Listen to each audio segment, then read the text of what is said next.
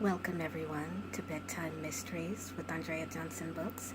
I am Andrea Johnson, your host for this evening, and the purpose of this nightly interlude is to help my audience go to bed with a simple thought. Who is it? My short bedtime stories will leave you with many questions.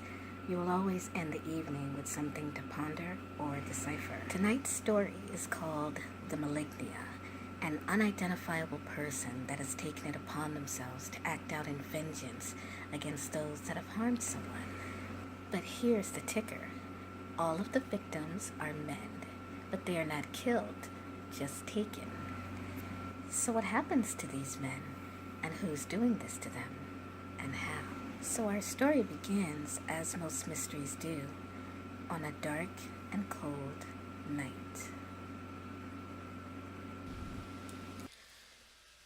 Mark Wallace walked into his third-floor apartment and closed the door behind him, shutting out the cold wind that seemed to sink into his bones. His heart was racing, and his blood pumped in his veins, causing him to take a deep breath. It wasn't like him to feel so nervous, but tonight was not like any other time. The rumors of the shadowed one that was taking men unsuspectingly was causing great alarm as of late. No one in the city had answers, but it was believed that vindication was the cause. He took off his jacket and tried to shake off the slow-rising terror that was creeping up his spine. Mark grunted in impatience as he entered his living room. What did he have to worry about? He thought to himself with a smirk. He was a tall and strong man, built like a bear. No one was going to take him without a fight. Besides, he walked over and headed for the light switch. He had done nothing wrong. He was a man entitled to his needs. He took whatever he wanted, as was his due, without apology or remorse. But that didn't make him a criminal. Only men with records had been taken so far. No one knew what he had done. He had been very careful. He always was. Mark smiled as he turned on the light switch and looked up.